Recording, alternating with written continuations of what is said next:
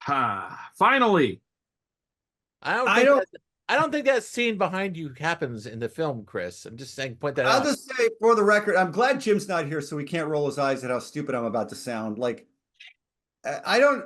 Don't worry, he does it in the thing. This movie was a fucking slog because I don't know what the hell is happening a lot of the time, but it did help me understand many things, including the scene behind me. Right. The scene behind me. The scene behind me from Monty Python's Yes, Meaning of Life. exactly. Yeah, it was the Among salmon many others. moose. I did very much enjoy the scene with the squirrel. Okay, good. But like what I was saying earlier about this and Paths of Glory existing in completely different universes, like this movie is so high, like it's literally like the textbook definition of an art flick. Designed to be made fun of for generations, which is exactly what has happened for generations. You're looking at this in 2024. I am glad I saw it, but it's a head scratcher for sure. It's beautiful. Legitimately one of the best movies ever made. I mean, and that's once again, for the viewer, whose first time viewing experience was this? Okay, Two you guys. of four. Yeah. Two of four.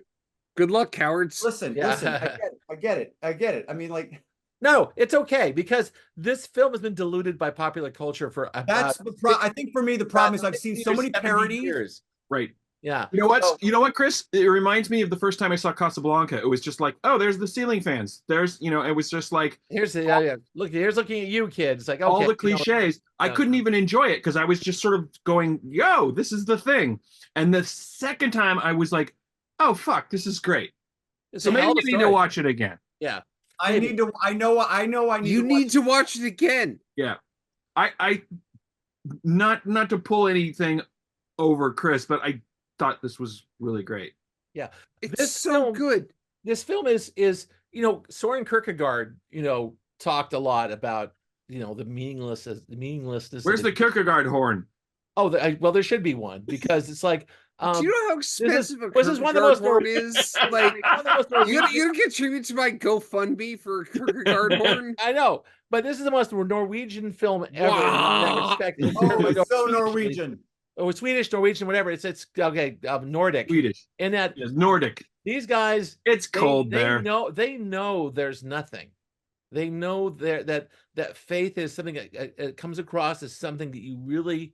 And that's what's so great about setting this in medieval times. I mean, he just came back from the Crusades. I know. But his dilemma, he's a modern man. It's like his dilemma is absolutely a 20th century. The modern man in the medieval world, and he sees he's spent 20 years of the horror in the Middle East and seeing how meaningless it all was. And he's coming back and it's like, there's more of it. And it's like, he's even also though he's thirsting for God. He wants confirmation that there is something more than the life he's seeing in front of him and denied. And even though death is like the antagonist, that's really not his problem. It's not even God. The antagonist. Death's just a dude who shows up. Death is just a dude who shows up. God is his fucking shows up. God is his problem. Yeah, God's a problem. Death is the kind of like this is the kind of the weird backward solution to it. Well, there's on screen. I like this movie better. Yeah. He's terrific. Fine. The scene where he's pretending to be the priest in the confessional. Shit. That's so good. He just turns his head ever so slightly as to block Von Sydow being able to see who he is. Also, let's talk about Max von Sydow. God damn, so sleek, right? Young Von and sexy. This wasn't that. I mean, it's only like 17 years later. Yeah, sexy, fucking interesting Nordic god. Cool. Yeah, I'm not gonna sit here and be like we have to talk bad about Max von Sydow. No, absolutely not. He's great. Yeah, he is. He's just great. There are so many good lines in this movie. Do you want to talk about the line you're having a problem with? The one they have a question with at this point? About when Death kind of talks about himself? Oh, no, not yet. I wanted to do this one, but I think it's during that confession scene. Where they're talking about, it's like people don't think about death, people don't think about nothingness until they get to that brink Right. Was the line. And he said, "We must make an idol of our fear and call it God." If you Yeah. then that fuck you up, that line. That's a pretty good one. That's a pretty good line. A lot of Every time I felt like this movie was getting just a little bit too churchy for me, he'd say something like that. I'm like, ah. Oh yeah. There's plenty of scenes in there like that. Good job, Death. There's a soliloquy by Antonius Block in the beginning. He talks about wanting to somehow have confirmation of his faith, and it's just not there. He never That's gets one it. of the most powerful scene in the entire movie. And Death refuses to give it to him. He doesn't even know. He says, "I know nothing." Yeah. Then exactly. He's unknowing, or he doesn't know anything. He's not providing any answers. He just shows up. That's it's like it's like what's the name of that show? The one about the Grim Reapers who go around and take people's souls right before they die. Oh right. And it's Dead to Me. It's like, yeah, Dead Like Me. And they just get the Post-it note, and it's like, go reap this person. And sometimes when they don't die, it's like, well, why were you trying to take me? And it's like, I don't know. They gave me a Post-it note. Good job, man. And told me to go. Like, and it is very much just my job, man. Yeah, like, he is. He has no answers. And God won't talk to him. That's Block's problem. Death has no answers. God will not talk to him. Striving for any kind of confirmation or authorization, it's not available. Yeah. All it's there is death. Shows up over and over and over.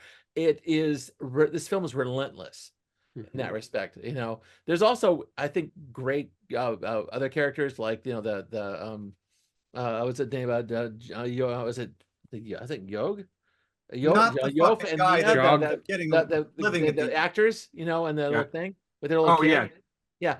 Why it reminds me a little of Jen and Glenn. The guy looks like Glenn a lot. I know, you know what I'm talking about. That's funny. Yeah, but anyway, I will say that for a movie that has a minstrel show in it, or whatever you call that, it's like, which I have a very low tolerance for. I still liked this movie. See, if you bring out a minstrel show or a Punch and Judy thing, I am just like, it's just like street theater. But I struggled with that mightily. That guy, mind you, that was high art. It's only a few minutes. Yeah. No, but the guy that ends up, getting away at the end, you know, the one that turns around and sees this thing. He's fucking irritating. The character name, also the worst juggler I have ever seen. The worst. But these two characters, Yof and Mia, are kind of like, they're just young, and they're kind of like in the world. Yeah. And he does have visions. He does. He talks about them constantly. He's the one person who's actually tuned in to this kind of thing where Block isn't. To another realm. You're right about that. Yeah. And to the end, he sees them dancing away with death, and it's like, oh, I just saw that. And I'm like, haha, sure you did. You know, it's like, right. This scene was amazing. The film presents it. When he gives her the herbs to take, so she doesn't feel all of this was amazing. That was that sucked though, man. It's like, ask the devil to talk about God, and he sees nothing. But again, I go back to, she's a witch. May we burn her? Again. Monty Python is fucking ruined this movie for me. I think so. I think that's it. You need to write to John Cleese. Bill and Ted has also ruined this movie. Monty Python has had so much fun with this movie specifically, and I didn't even realize how much till I watched it. Have you ever seen the parody from the 70s called Daduva? No. It was kind of like a Hardware Wars thing where actually the guy plays badminton with death, and it's like really silly. That's stupid. But it's also half of that, and it's half Wild Strawberries too, but that's another story entirely. But this one I thought was that reminds me. How about that milk and strawberries scene with Max? Yeah, which is specifically a callback to that. Right. Like, or sorry, a call forward to that. Yeah, it is. Because to what specifically? To Wild Strawberries. Wild Strawberries, yeah. Oh, wondering about that, because I haven't seen Wild Strawberries, but it's like, this is a scene about wild strawberries. And the thing is, it's so powerful. And Mia says we'll remember this evening for the rest of our lives, and that's one of the things. It's because that was a moment of stillness where you're just full of you're in life and full of life. And so much of the movie is about death and what it represents, and that scene is about life. Yeah, and what it represents. You know what it is? Shut up, Chris. The milk and the strawberries. Those are his sea beams glittering in the darkness. Pretty much, exactly right. That was his last great memory. That's the tears and rain scene. Yeah, pretty right. much. Pretty much. You drawing Max von Sydow versus Rutger Hauer. You know, I'm on board with that. I'm actually on board. I'm gonna pick Rutger Hauer actually.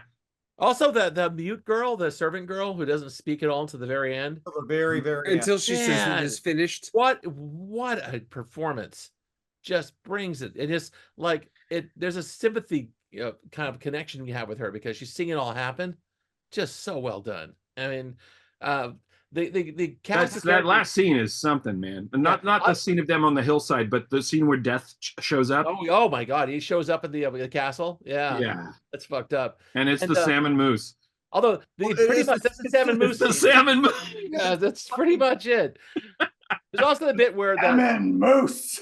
The other actor, whatever, he hides up in a tree to spend the night, and he gets. Oh, that's a great scene. It's actually, I think that's for laughs. It's gotta be. Like, because Death is just fucking like chainsawing the. Yeah, that was like, how?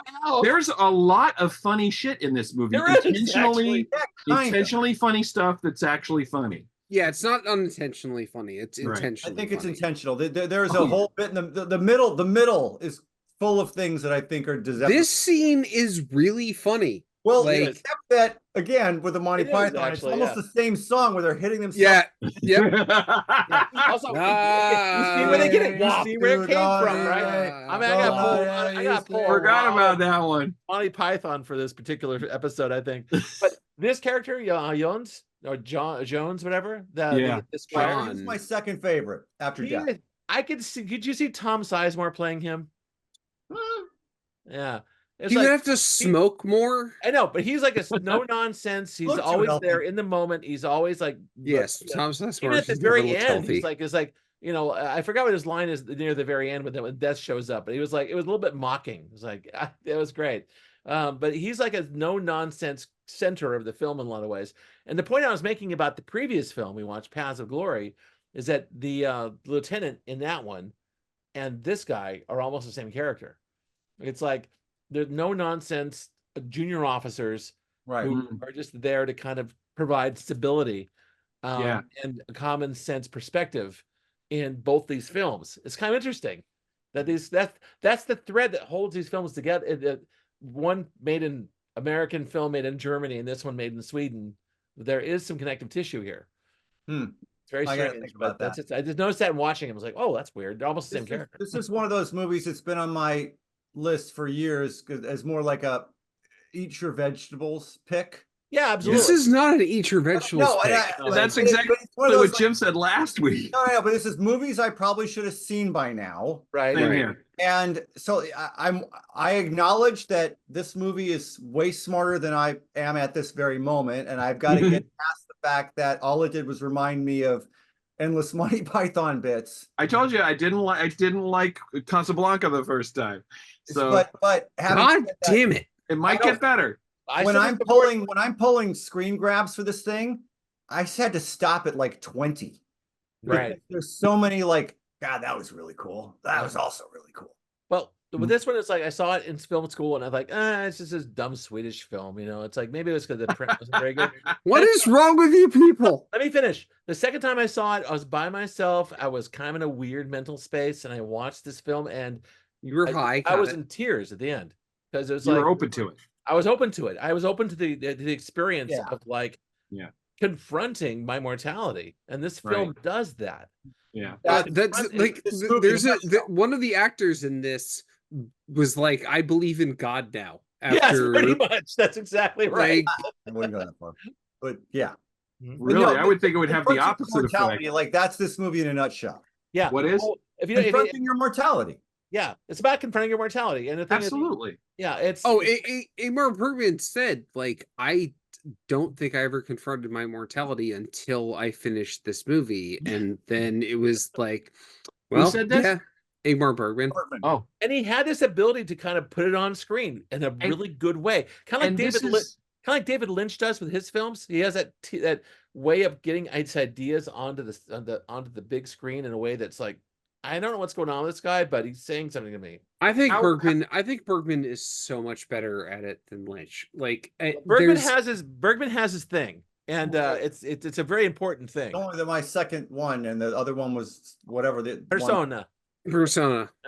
Oh, I had two questions about this. Bergman, how old was he when he made this, and what order? Not that old. In his filmography. This is early, right? Yeah, this is early. This is the one that established him as an international film director, actually. I mean, this feels like a film that a young man would make because it is so overtly about mortality. Okay, he was born in 1918. Do the math. He's like 30 39. Okay. Yeah. Right. Yep. So he's slightly younger than I am now. Right. So so he's confronting his mortality when he's 39. Yeah. He was doing a lot of theater before this too. So. Yeah, it turns out that happens, man. I don't think you confront your mortality in the same way when you make your 20th film or whatever. You know what I'm saying? It's like this is where you've got a burning desire to say something, and he's saying it, and then that's nice. You feel the energy of that. Yeah, exactly. Okay, so my mom always asked me what the movies are when I talk to her, and I brought this up, and this is a movie I've loved for a long time. It's the first Criterion movie I ever bought. Like, and my answer to this is like, this movie is about death, but in not a sad way. Like, it's about death in a happy way. Like it's about death in a way that like you understand why people die. Right. And like I've had a lot of death in my life.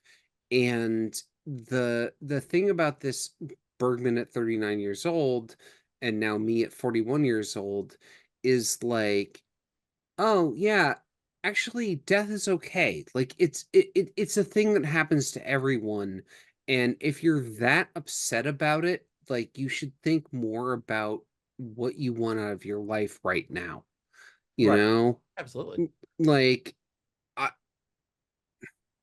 don't want to die tomorrow, but I'm kind of okay if I do, you know. Well, then that's the film's message in some way, right? It's like the thing is, these guys are privileged in that they actually have a anthropomorphic death, that's in there. And it's like they can have a conversation with him. They have a conversation with him. It's like he gives nothing, which a is thing that we never get though. Yeah, right. No, we never see that. We never. And the thing is, that's the tragedy of the human condition. We never see any of this stuff. But it's accurate, even though it's inaccurate because it's symbolic. It's accurate in that he gets no answers from death. He never says, "Well, you're going to go to heaven," or "This is going to happen." There's no answer. No, we see this.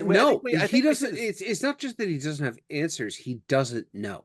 Yeah, he doesn't. Yeah, the not knowing is the important part. You're talking about. Oh, should we get to Jim's answer about my question about the? We might as well get to Jim's. No, because I'm going to skip so much of that. You can have this. You can have this. Good luck, man. The annotated version of write a novel. Oh, there's multiple links in here.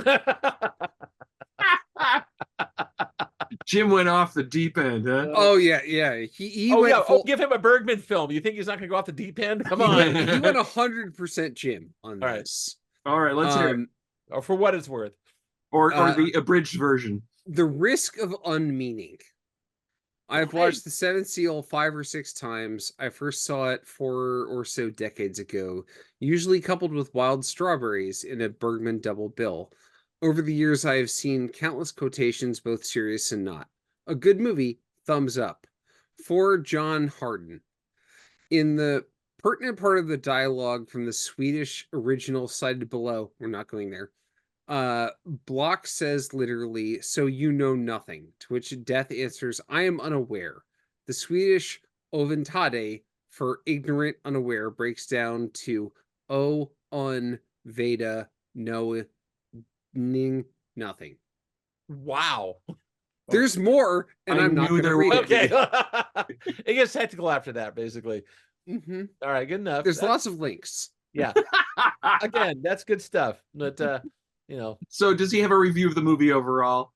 He said thumbs up. Yeah. Okay. Thumbs up. Good movie. We've seen it 7 times, so I guess I've seen more than I have. So there it is. I've seen this about 5 or 6 times. So yeah, This is like the 4th time I've seen it. My first time. Oh, here we go. This wait, there's a more. Chris, you got some? No, I mean this movie is better. This movie is better than me, and I know that it's better than me, which is why I'm going to give it the thumbs up. Wow. Hold on. I want 1 second to walk back.